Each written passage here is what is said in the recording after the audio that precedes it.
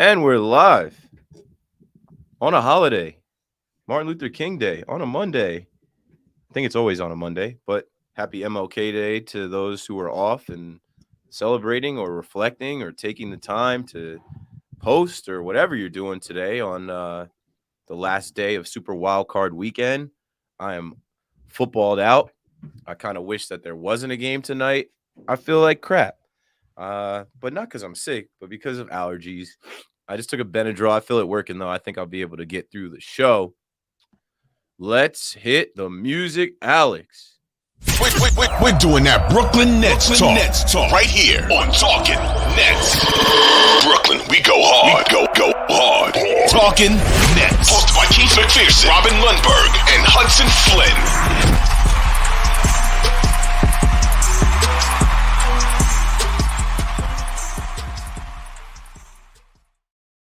Yes, sir. Welcome back to Talking Nets, episode 185. When you last heard us, we gave you a bonus little quick hit on Friday, previewing the Celtics game. Now we're back for a full episode. Keith McPherson, Robin Flynn. Wow, I'm struggling a little, guys. I don't think I've ever said that. It is I, Robin Flynn. Robin Flynn here. Robin Flynn and Hudson Lundberg. You guys fuse like Dragon Ball Z. But here we are. Nets lose back-to-back games without KD. And we're looking for answers. We're looking for guys to step up. I don't think any Nets fans are pleased with the last two games at home, losing those without the face of the franchise. But how you doing, Robin Lundberg? I'm doing well. Look, I'm not going to get too bent out of shape over a two-game losing streak, but I know how it is, and I know a couple of players that we will probably discuss at length today.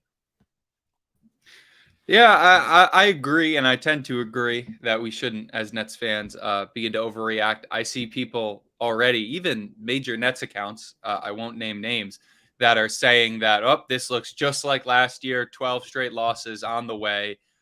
Don't panic all that much, but the last thing I'll say is I'm gonna agree with some of the sentiments that we're getting in the comments. The Giants win last night. That certainly helped with my overall mood and made that less of a tough pill to swallow. Daniel Jones seems to be that guy, so I'm happy about that. Walking your trap, take over your trap.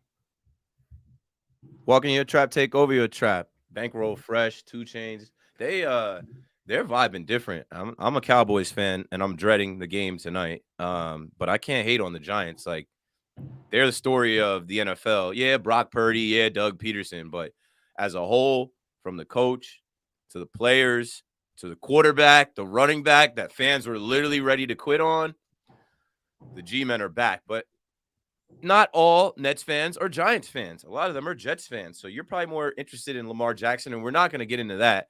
We're going to get into these two games and I guess the vibe around the team and the fans. I went to the game Thursday, so we'll start there. That Celtics loss burns. I think the Celtics are 9-0 against the Nets, or their last 9 games they've beat the Nets. And the Nets lose to the Celtics 109-98 Thursday in Brooklyn.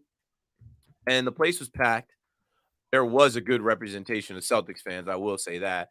But when is there not? Boston people live in New York specifically. Some of them probably live in Brooklyn. But when that game started, I felt good. When that game started, you had guys shooting the ball, Joe Harris, and then TJ Warren. You had guys getting shots up from 3. They hoisted a lot of threes in the air. I was, pleased to see Joe Harris watch the ball go through, and TJ Warren kind of, trying to figure out where the scoring is going to come from without 7. But Kyrie didn't shoot well.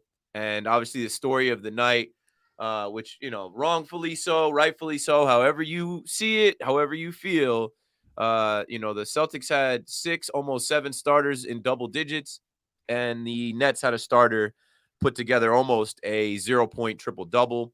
I thought Clax was aggressive and played tough, but you know what? You need to get rebounds, and I'll pass it around the horn and get you guys' thoughts on the Celtics loss. The last thing I'll say about it is they rested Jaylen Brown, who had 41 points the night before. They also rested Al Horford, and they knew that they could stay with the Nets and eventually beat the Nets. They held Jason Tatum to 9 points in the first half. I think he ended up with like 12 late with seconds left, but the Celtics came in with a plan, executed that plan, and they knew they could do that, not at full strength. So it was definitely deflating to see, late in that game, the Nets just couldn't stay with them, and they were able to close out. Robin? Look, the Celtics have dominated the Nets. There's no other way to put it. I have Celtics friends who say since Kyrie stepped on the lucky or whatever his name is on the damn court, whatever the case may be. But it's very much like the way that the Nets have owned the Knicks, right? This is on a grander scale because the Boston Celtics are right now, I would say, the clear favorite to win the NBA championship, and the bar, the measuring stick the Nets need to reach. And I was looking forward to this game because I thought it was the way the Nets have been playing, the chance to see how they stack up against them. Unfortunately, when you take KD off the table, and I know Boston wasn't fully healthy either, it's no longer that litmus test game, but you still want the Nets to get a win. And there's just no smack talk that Brooklyn fans can have towards Boston fans right now. There's two players you alluded to there, and I alluded to at the top of the show that I think are going to be off discussed. We'll start with Kyrie Irving, former Celtic. One is Kyrie, who has been in a shooting slump. And Kyrie is brilliant, brilliantly talented, as good a tight scorer as there is in the league. But I think we now have enough return to say definitively that over years of data, not just small sample, he's not a number one. Kyrie thrives in that number two role where he can play off of someone else, which allows him to play to his strengths, which is creating off the dribble, improvising, if you will. He's not exactly a playmaker, right? He's not exactly the kind of guy that you expect to break down the defense and set up others. That's just not his game. And he also doesn't impact the game in a bunch of ways outside of scoring. Part of that's just due to his size, not really through any fault of his own. But you're never thinking, oh man, Kyrie's going to dominate this game on defense. Or Kyrie's going to dominate this game with intangibles or whatever the case may be. Kyrie's going to score. That's what he does. He thrived next to LeBron, the best period of his career in that role. And the best stretch of basketball the Nets have had is where we just saw that, him doing it off of KD. When he's been thrust into that lead role, it hasn't worked out as well. And then there's Ben Simmons, who did have the 0 points against Boston. I think he might have been the only net who was a net positive in that game. Plus 10. Yep. Yeah, single game plus minus. His foul trouble was almost, to me, a bigger deal than his lack of scoring in that game because it took him off the floor. But sometimes, when you put your tinfoil hat on, you do wonder if some of that stuff is related a little bit. He's reckless with the fouls and with the screens. And does he, is there a part of him that's subconsciously saying, let me get in foul trouble so I'm not playing at the end of the game? And then there's also, I'm going to take it one step further. He has that 0 points. He says he's going to need to score more. And then all of a sudden his back flares up and he's not playing in the next game. I'm not accusing. I'm just saying there's at least enough, given he hasn't exactly proven to be the most mentally tough player, where you do wonder sometimes if something can be amiss with him. And on that topic, you do have to wonder if one of the reasons that became an issue was this was the first game where you really saw some serious Ben Simmons boo birds come out for passed up shots. There was some serious booing. I believe it was on. He was going in for a layup, not quite as egregious as the layup he passed out of when he was with Philly, but he was going for a layup, tried to dish it off while he was in midair. It actually could have been a good pass. It would have been an easy setup if the pass was a little bit better, a little crisper. But that brought some serious boos out from Nets fans. And I've been someone who has been in the camp of we have to give him time. Right now we've solidified ourselves enough as a team that we can hopefully get to the playoffs and have him have as much of a chance, as much of a runway to do what he does and what he can do in the playoffs. But like we talked about in our last little mini episode, he has to step up. He has to step up in a certain way. And at a certain point, it's not about whether or not his scoring numbers are there. What I think is probably the most, fear-inducing for Nets fans is the lack of attempted shots. I don't think Nets fans would complain if he was going up, putting up 10 shots a game and missing them all. I mean, we had plenty of players in that game. Kyrie Irving shot 37 from the field, 25% from three, right?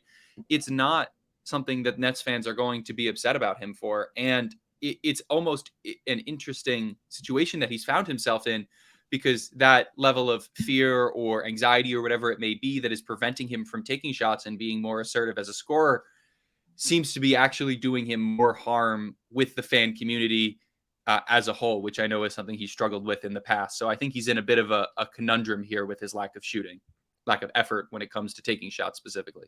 So we're having the Ben Simmons conversation right now. Let's go around the horn on it. I'll chime in.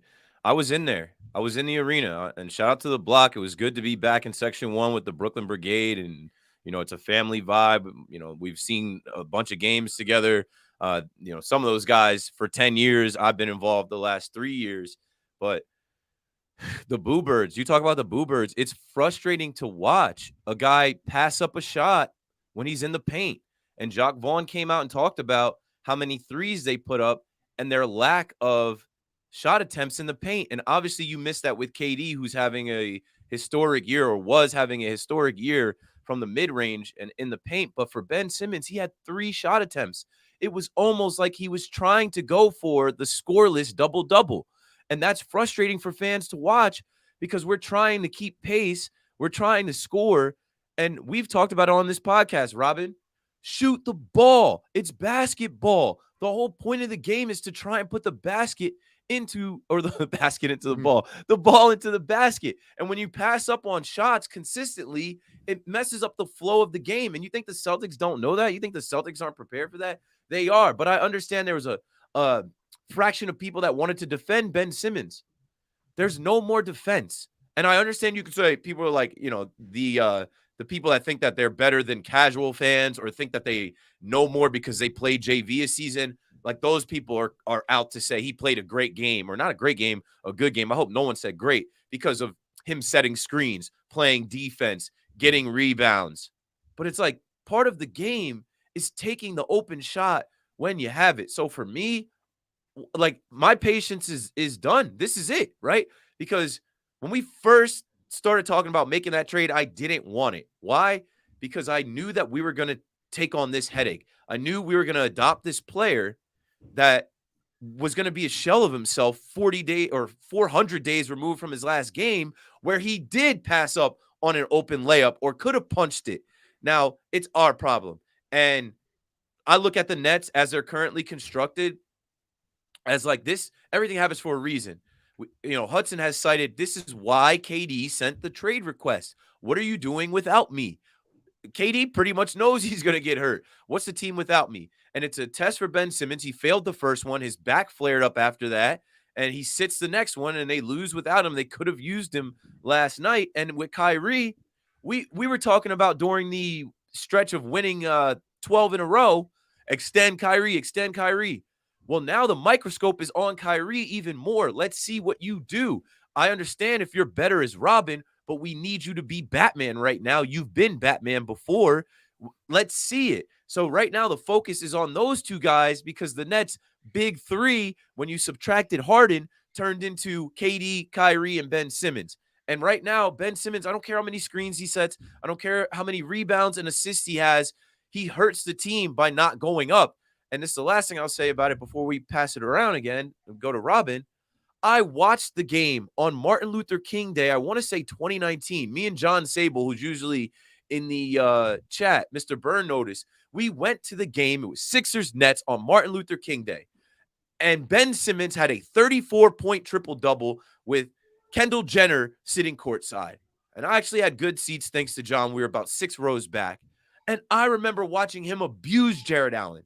He had every move in his bag. He had his way in the paint. And after I saw that with my own eyes, and I saw how he played against the Celtics with my own eyes, this is not the same guy. And now the Nets have this light version of Ben Simmons. In my opinion, the experiment is over. The waiting period is over. He's not going to just magically wake up one day. Even when he shows you some games of being aggressive or taking more shots, he's not going to wake up someday this season and be what he was. And this season is an all-in season for the Brooklyn Nets where they don't have time for a project. The trade deadline approaches in a couple weeks. See if you can move him. See if you get somebody else to do what he does and that can score. There's no more time for the coddling of Ben Simmons. This is a max contract guy. This is a rookie of the year, #1 overall pick. I've personally moved on from it. I didn't have high expectations of him. I told you, I don't expect anything from Ben Simmons. But now I expect the Nets to do something because he's not the answer. He's scared to shoot the ball because he's scared to go to the free throw line where he's going to miss shots and be embarrassed. He's a liability late in games because of that. His whole game messes up the entire game. So I'm personally good on it if the Nets think that they have a chance to compete. You just saw how they competed against a team that's above them in the standings that went to the Eastern Conference Finals and won it last year, sweeping the Nets. The Nets know who they have to go get, and they're not going to get them with Ben Simmons. Even if KD was in that game Thursday, I don't know if they win. Robin? With Ben Simmons, it's talent and trust. He's got talent, but you can't really trust him. And you see that talent. I mean, you saw that talent against the Celtics. He played really well in the first half of that game. He was, he was getting dimes to match his jersey number. He was setting guys up, and he was playing really well. I want to see him put his head down and drive to the cup. I didn't even mind the Nick Claxton pass. I thought that one was overblown. I thought it was actually a good play and a good read. I think if he dumps that off right, that's a dunk for Claxton. But then the next time in, he comes in and almost like he's like forced to shoot and kind of just chucks up a layup. He's not, his drive numbers are way down. And, he has not earned the benefit of the doubt. So like I was alluding to before, you start to wonder, I hope the back flare-up was just random because he had back surgery. He has reasons to be behind the curve. He didn't play for a long time. He had back surgery. But it does make you go, did this happen as a result of him being criticized right after those games? And, of course, you have to look to trade him. The problem is he's not of any value. You realize, you have to attach value to move Ben. So Ben could be the salary in a deal, but the picks, the Philly pick, whatever else picks the Nets have left over after the Harden trade, they would have to be attached to move Ben Simmons. So it's not like you're getting anything back for Ben Simmons. So let's not delude ourselves in that regard. There's no secret. Everybody knows what to do with Ben Simmons. Don't guard him. And you can play, the guy who's got him can play free safety on anybody else, which makes everything more difficult when KD's out, especially, because then it's the focus is on Kyrie, like you said. Now, Ben didn't even play in the game against Oklahoma City, and they probably missed him in that game just from a talent standpoint when you start adding that up. And with Kyrie, I really do have the lamest superhero name when everybody gets, they're a Robin. You got to ride on the outside of the motorcycle. But with Kyrie, I said it before, but part of this is size. But LeBron's the ultimate example of a guy who impacts the game in every way. Kevin Durant has gotten to that level where he's going to score, but you also know he can run the offense. You also know he's going to make an impact on the defensive end of the court. All those things that make a complete basketball player. And I think when you're looking at the MVPs of the league, all of those guys check those boxes. They're having an impact on multiple levels of the game. And with Kyrie, the only way I'm really expecting him to put his imprint on the game is in points per game. Yeah, and just to wrap up the Ben Simmons discussion, because I feel like I got the first rip on it. When you're talking about trades, I know Keith is very gung-ho about looking for a trade for him. He's a negative asset for the Nets. And as Robin said, you have to package him with things. But even if you're a tanking team, that's putting a rock on a sinking ship when you're tied up for a 3-year max contract for a player that has a complete unwillingness, and definitely not an inability, but an unwillingness, which is worse, to score the basketball in addition to the things he does. And he did show a lot of good things. There was a reason he was a +10 against the Boston Celtics, but that type of a play is good for a plus add. If we saw that kind of a performance, that style of a performance from someone like Cam Thomas, we're like, oh wow, that is a plus add. But from someone with a max contract, you can't be okay with that. You can't continue to say, oh, he's coming back from an injury. And not to psychoanalyze any of the players on the Nets, Kevin Durant does not seem like the kind of person that would get along with that vibe. He does not seem like the kind of person who would get along with a player who has the talent to score but refuses to. So I am almost a little worried that the longer that Ben Simmons stays on the Nets, the more that might rub Kevin Durant the wrong way, which would be an actual catastrophe. Hey, never say never. And I know that's why I said, I'll never forget the day that the rumors broke. I walked into WFA and I wasn't on yet, but Craig and Evan brought me into their show and they're like, initial reaction, you want this James Harden trade? And I said, no, to take on Ben Simmons. No, I'm like, force Harden to play and figure it out in the offseason. Do not succumb to him pouting, him selling, him giving up on the team. and inherit another headache. We've got enough headaches. And now, like, here we are with Ben Simmons, where in the beginning he showed flashes and we were patient, but we're halfway through the season. And I know no one wants him, right? The only team that was dumb enough to take him on was the Nets because they had a player quit on them. They had no other option. And what did they package Ben Simmons with? Andre Drummond, Seth Curry, picks. Like, I don't know. Never say never. In Marks we trust, right? Sean Marks, figure something else out. But I know what they're going to figure out. They're going to figure out how to get another player in here and just have Ben's minutes be less and not have to rely on him. But that does nothing for us as Nets fans right now, where we currently are with Kevin Durant out for a month. And we just expected to rely on Ben. He played one game and he was accountable after the game in his post game. But of course, the back flares up going into this next game. So let's talk about OKC.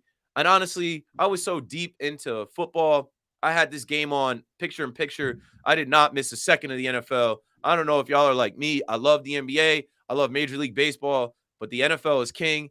And for my job, I need to know what went on in all those games. And for my regular self, I'm betting on all of those games. I have a couple $100 on every game. So like for OKC game, that's not taking up the whole big screen. I had my eye on it, and at first I was all right with it, but then late in that game, I'm just like, bruh, like they came out in that fourth quarter, put up 37 to the Nets 22. I'm just like, this isn't the same team, obviously without Kevin Durant, but I'm like, this is a team whose MO was closing out games. This is a team who was stealing games in the fourth. This is a team where Kyrie was leading the league in fourth quarter points, and now they seem like they've lost their way. I can't blame Jacques Vaughn. Obviously, they don't have 7. But, yeah, watching the Nets lose back-to-back home games without KD, I think the second game is when people now went from Ben Simmons, right? You can't be mad at Ben Simmons twice. He didn't play in the second game. But now in the second game, when people are seeing Kyrie had only 15 points, he did have 6 assists. He did have 6 rebounds. Now the focus has shifted to Kyrie. And I already mentioned it. All of this talk about extend Kyrie. No one's saying that right now. It goes week to week. The narrative, Basketball Association, there's a different narrative every week. And right now, people are looking for Kyrie to go out. Like the last 2 games, people have been telling me Kyrie's going for 40. Kyrie's going for 40. I'm just like, for him to go for 40, he's going to have to take 40 shots. He's going to have to make more than half of them. I don't mean to laugh at Kai, love Kai, but let's be for real. They're not looking at extending him. If he can show that he's a star player without Kevin Durant through this stretch and lead on this next West Coast trip, maybe. But like Kyrie right now, I mean, we went into this first game on Thursday. My seat just like shrunk. We went into this game on Thursday thinking Kyrie was going dark mode, deleted his Instagram. Actually, Instagram suspended his account. Which is great, by the way. But great news. I was back. like, he's back. He's back. back. Already back. Hey, he's already back. Even if we get a couple days off from who knows what's coming through that story or that feed, I don't mind it. I looked at it as, hey, one less platform to cause some drama. But yeah, in this OKC game, don't sleep on those boys. I told you in the last episode that they waxed the Celtics, and they get like that. Like Dort and Giddey and obviously SGA, like don't sleep on them because of their record. Don't sleep on them because they're OKC. They're young, but they're going to be a problem in a couple years.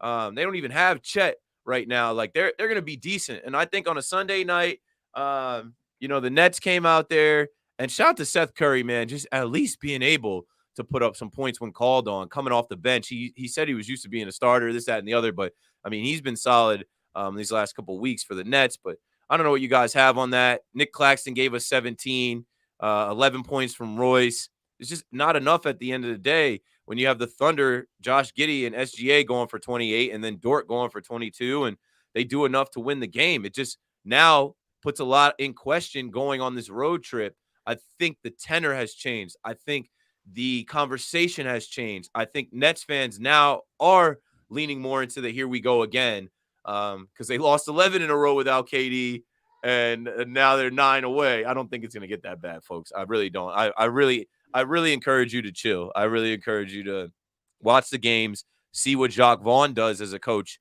to adapt, and see who rises and just wait it out. Like, it's not all going to be rainbows and butterflies. It's not going to all be a 12-game winning streak. You just lost arguably the best player in the world. We're not the same team right now.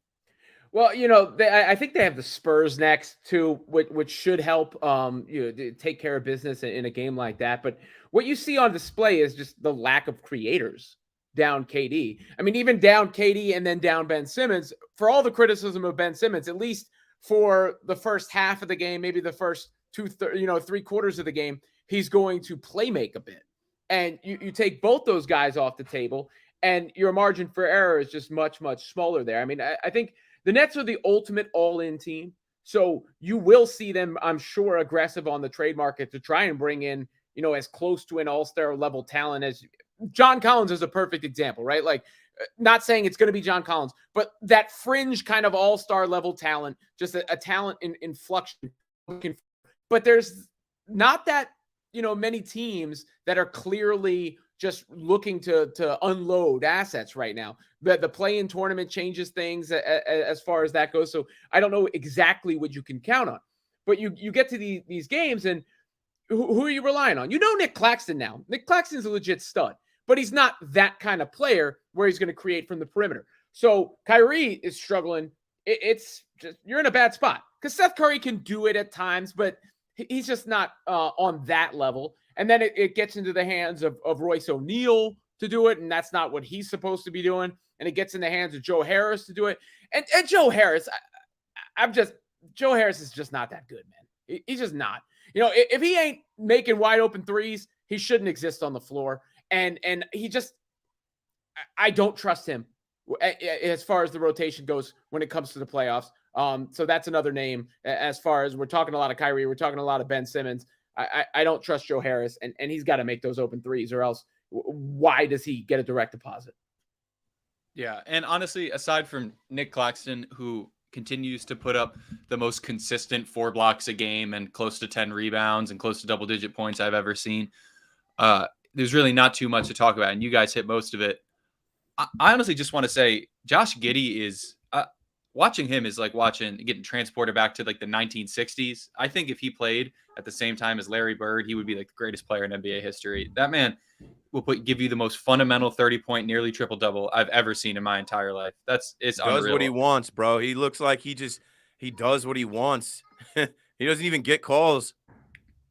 No, he doesn't. He's just fun to watch as the most boring player I've ever seen. It's unreal. But yeah, the Nets just played awful, and we saw all of their weaknesses, especially all their weaknesses without KD. A lot of people talking about Nets need another big, and I agree. We are going to feel that a lot more without KD. People underestimate how much his length means to the Nets, how much his ability to play interior defense and to block shots means for the Nets, because he has really stepped it up from a defensive perspective this season. So we're seeing a lot of issues like that that are popping up, and I think they're going to keep popping up unless the Nets make some serious changes going forward, because they're not going to be as good without KD, and obviously, but these first 2 games have shown us that they're not going to be nearly as good. Unfortunately for KD, by the way, missing the time is likely going to take him out of the MVP conversation, simply because the other guys are going to play more games, and you don't have value in games you don't play. But once again, missing the time is also going to shine a light on the fact that he is on a night in and night out basis as valuable as any player in the league. And what I really wanted to see was KD go against the Celtics again, because that's the one team that sort of had his number. So you miss out on that, and the Nets lose. The Nets almost had control of that game against the Thunder, and they just lose. They have to tread water. That's what we need in this stretch, is for them to tread water. I don't think anybody's expecting them to Michael Phelps it, but they don't want to be Leonardo DiCaprio on the Titanic either. All right, well, check me out. We don't have any voicemails, so we have a couple minutes before we wrap here. Two other names I want to bring up, and then we'll go around the horn. Utah, the shooter, it's cooled off a bit. I don't know if it was the Chandler Parsons hate, right? I think Chandler Parsons openly putting out there that he doesn't belong in the 3-point conversation, or in the 3-point and the 3-point competition turned into a conversation. I feel like people have been having that conversation for 3 weeks now. Some way it got to Utah. I was in the block in section 1. I saw him airball corner 3, and I said, wait, this is the guy leading the league in percentage of corner 3 shots. And he's kind of cooled off in these last 2 games. And then the other name I'll throw out there for you guys to speak on, Cam Thomas. Right? We need points. He's supposed to be a bucket. I think he's just young, and I think he's not exactly what Jacques Vaughn is looking for in this system, or he's not, there yet. And I don't know if it's his body language. Obviously, we know in the beginning of the season he was talking about free Cam, but like if they plan on trading him, don't you want to showcase him right now? And he's getting DMPs against a young team like OKC. What do you guys think about Yuta? What do you think about Cam Thomas? Well, I think Yuta got hurt. And when you think it's his hamstring that's still bothering him? I mean, when he got hurt, though, when he came back, he didn't have he wasn't in the rotation to quite the same degree. So some of the minutes came down. And then, he just was playing out of his mind for a minute. I think he's still shooting over 50% from 3 on the season. So it's not like he's hit the tank. I've always liked the energy he brings, the size and everything. But there's a reason he became a sensation, because none of us knew who he really was. None of us knew what he really brought to the table. So anything you get from him is almost found money. So I don't want to then go and say he's had a good year and throw it in the trash because he's not carrying the team. That's just not what he's supposed to do. I'm not a believer in Cam Thomas. I think he's had his opportunities. He's had his opportunities to show he can play within the team and hasn't played well. He's had those flourishes. He's had those little, spurts and maybe this is a chance to give him another shot at that. I mean, there's no harm in doing it, but if we're thinking Cam Thomas is going to be the savior, then there is the savior. Neither him or Yuta are expected to be but he's not even playing, and Yuta's not contributing. And Yuta had games where he was hitting multiple threes. You would expect him to rise. When he's playing off of KD though, right? That's what Yuta does. He plays off of guys, and the more not the same without 7. Yeah, and even Ben to a degree too. He's another guy that can kick it out to the shooter, but especially 7. So when you do that, you start to maximize the limitations of players like Yuta. Yeah, and theoretically, starting with Cam, this would be the time that we would see Cam Thomas play. But now that we have Jacques Vaughn as our head coach and not Steve Nash, I trust his decision not to play Cam. If Cam isn't getting minutes, I believe that there is a good reason for that. I think we have a phenomenal coach who's making good decisions and has shown to make good decisions throughout the year. If Cam isn't getting minutes, then there's something seriously wrong with Cam, to the point where I'm worried that maybe his trade value is going to deteriorate, because at this point, all I see him as is a trade piece sitting on the Nets ready to go to another team at the trade deadline. And then in terms of Yuta, I'm just going to say, Mike Wilson said it in the chat. I'm going to say what Yuta said himself. You can't play the same way. It's not as easy to play, especially as a shooter, when KD isn't on the floor. He was getting exclusively wide open shots when KD wasn't on the floor. And you're right, he's cooled off, but cooling off from 53% 3-point shooting is regressing to the norm, and that norm is a good norm if you've only fallen a couple of points throughout the season. It's fairly late in the season for him to continue to have that high 3-point percentage to the point where it's very impressive. And I think to say that he doesn't belong in the 3-point contest, I think is maybe a little bit of a misunderstanding of what the 3-point contest is. If it's the best shooters in the same way that the dunk contest is the best dunkers, 3-point percentage has to play a part in that. And Utah's at the top of the league for that. It isn't anymore, but was for a long time. By the way, dunk contest, if I was in charge, I don't know how I'd make him do it, but it's Ja Morant. If he's healthy, it's Zion, Lauri Markkanen, and who is the fourth one I want? Anthony Edwards. Mac McClung. Anthony Edwards, that was it. Anthony Edwards. Those are the 4 I would have picked. And not Mac McClung. I'm not even. I'm glad you mentioned that, because I had that in my notes and I didn't bring it up on WFAN because I'm no one is gonna know who Mac is. But I hope he wins it. Right? It sucks that the NBA is at the point where the stars are nah, I'm good on that, and they have to go in the G League. But he is a known dunker from high school, so I hope the kid puts on a show and wins it. His mixtapes are unreal. I've watched. Look up Mac McClung on YouTube. The only reason anyone knows him, his. He played all right at Georgetown. He did play all right at Georgetown, but his highlights from high school of him in-game dunking were ridiculous. For his height, he's got bounce. Last thing I'll say before we wrap up here, I went back. It was January 20th, 2020, not 2019, but I was having a conversation with my boy the other day. I'm like, the years between the pandemic and right after, 2021 blurs into 20.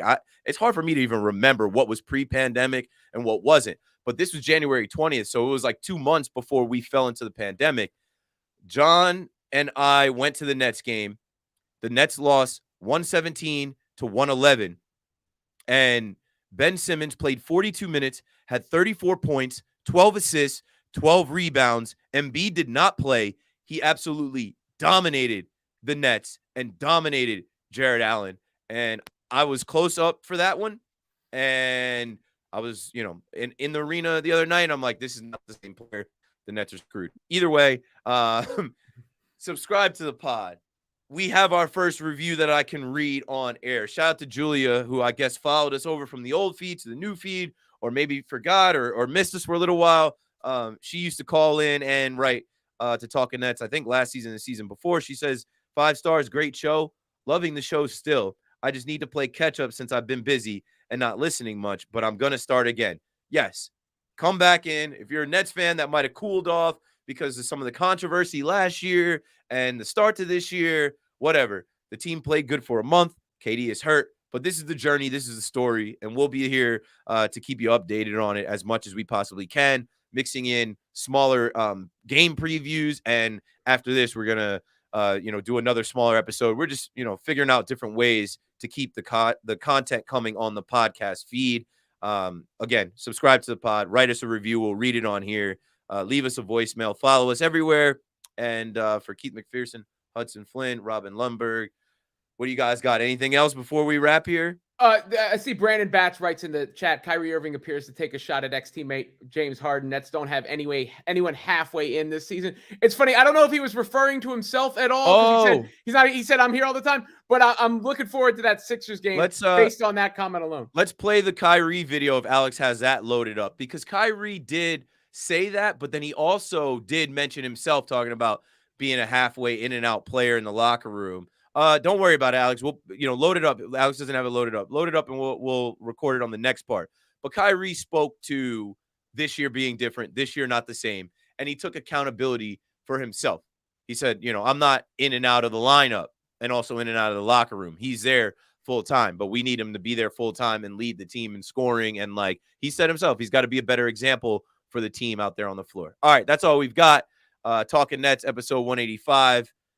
We will see you after the next couple games. The Nets, that's good to end on too. The Nets have an upcoming West Coast trip. They have the Spurs at 8 p.m. Tuesday, the Suns 10 p.m. Thursday, and then the Jazz 9 p.m. Friday. So 3 games this week and a back-to-back later in the week. This is another test. I did not see KD on the bench for the Celtics game. I did not see KD on the bench last night, I don't think either. Whatever. I don't think he should take the trip to the team out west. Rehab, rest. And we'll be back with an episode probably Wednesday before the back-to-back games or whatever it is. Thanks for watching. Let's go Nets. Let's go Nets, bro.